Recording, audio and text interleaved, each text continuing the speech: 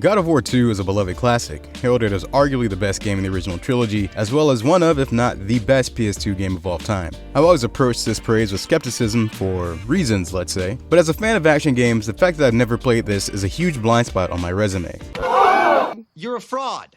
A total fraud. That's right, I'm a no-cred, filthy casual. That all changes with this review, which is for those who might be thinking about giving this a go on PS Premium, or who wonder like me, is God of War 2 still a classic, or has modern game design simply progressed too far beyond the conventions of the late aughts? Find out in this review.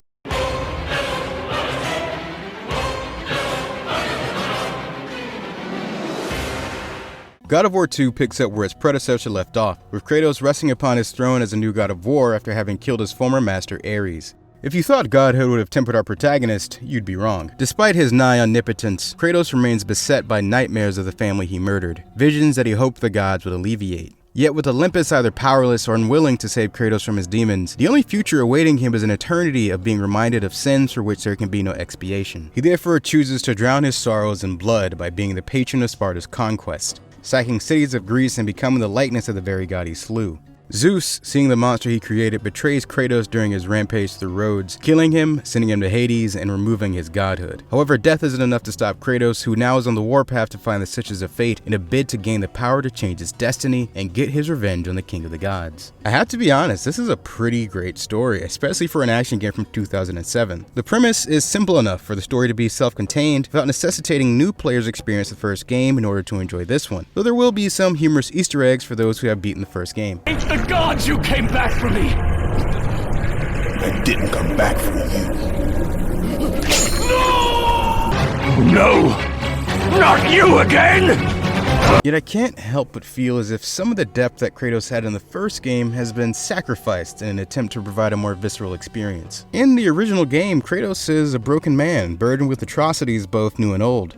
He's sorrowful, to the point that after killing a god, all he wants to do is jump off a cliff to end his nightmares. Wow, that's a little dark.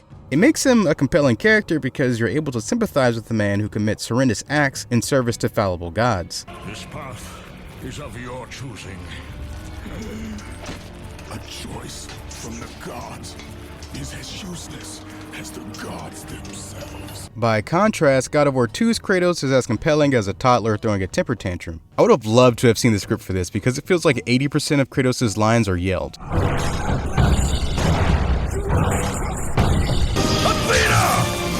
You conspire against me! Do you see, gods of Olympus? Do you need more proof than this? He'd never shut up. This dumbing down of Kratos ultimately doesn't get in the way of the experience, but if you do play the first game and move on to this one in short succession, you'll definitely notice a difference in his personality. I mean, at one point Kratos has the opportunity to go back in time and change anything he wants from his past. Instead of choosing not to kill his family and become the ghost of Sparta, he chooses to go back in for his WWE rematch with Zeus, which is fine because it's an amazing boss fight, and at the end of the day, what are we playing God of War for if not to kill the Greek pantheon? I just wish that there was more of the Kratos from God of War 1 in the game than the few hints of him we get throughout the story. I am so sorry.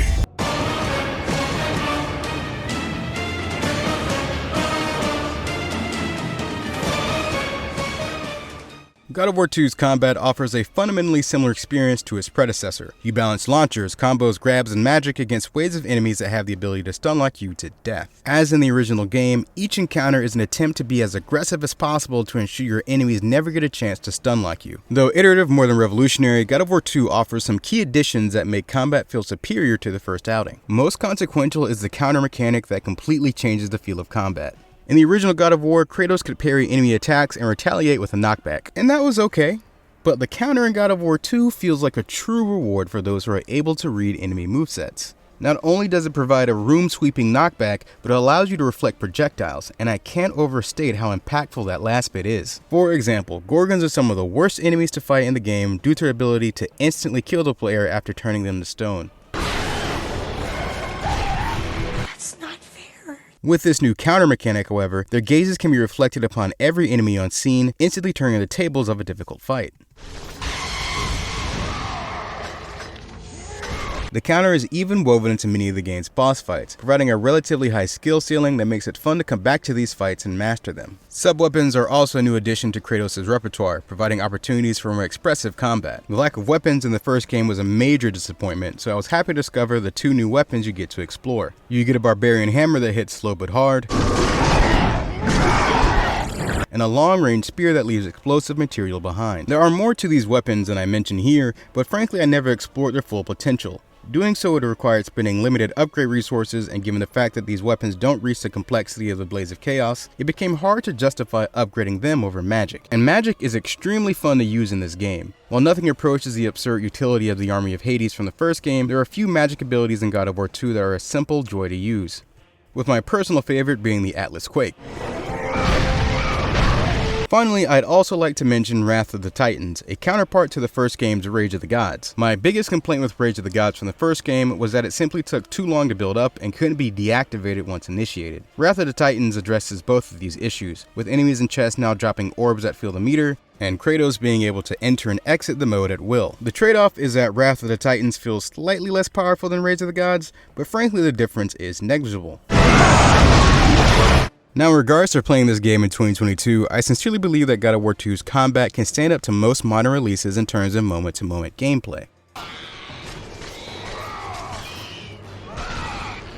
It'd still be a lie to say that there aren't a few outdated conventions that would weigh down the experience for someone who's never played this before. I'm primarily talking about the fixed camera angles, which for the most part do a pretty good job of framing the action, but will inevitably leave you vulnerable to off-screen attacks. Moreover, when the game wants to turn up the difficulty, more often than not, that means forcing you to fight a seemingly endless wave of enemies with no checkpoint. Thankfully, this only tends to happen towards the end of the game, but I can't express how frustrating it is to play through a 15-minute encounter only to die at the end and realize that there's no checkpoint. Nevertheless, so long as you're aware of these things, you'll have a good time with God of War 2's combat.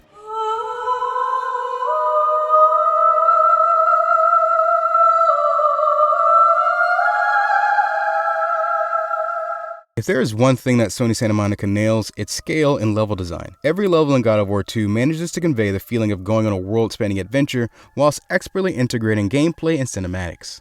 My only critiques of the level design are the same ones I had in the first game, namely that there are some pretty crappy puzzles and the game mixes combat with traversal in infuriating ways. The worst puzzle in this game is very similar to the worst puzzle in the first game. You have to move a hunk of block from one side of the level to the other while combating an infinitely spawning wave of enemies. The twist this time is that you have a wall of flames preventing you from moving more than 2 feet beyond the block whilst you combat your enemies. It's hard to even call this a puzzle because there really isn't a logical challenge here. It's simply a combat challenge that unnecessarily constrains a player. As a general rule, I don't find games fun when they arbitrarily limit combat options to create difficulty. It feels like someone is telling you to shoot a basketball blindfolded just for their amusement. Luckily, there aren't too many of these in the game. The same can be said of the traversal encounters where Kratos has to fight enemies while climbing a rope, wall, etc. These simply aren't fun because once again, your moveset is limited and they're not encounters that refine your combat skills since you don't have access to your full moveset. Instead, they break the cardinal rule of game design. Don't waste the player's time.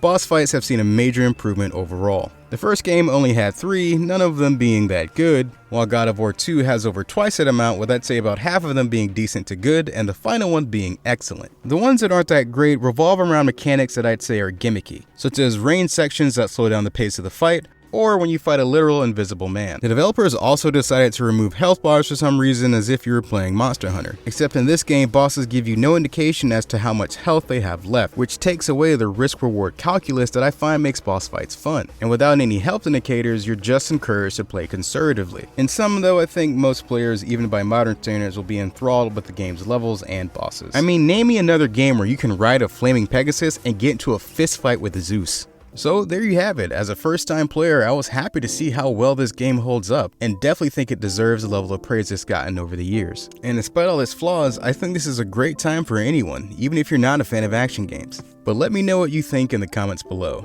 This has been Harlan Gaming, out.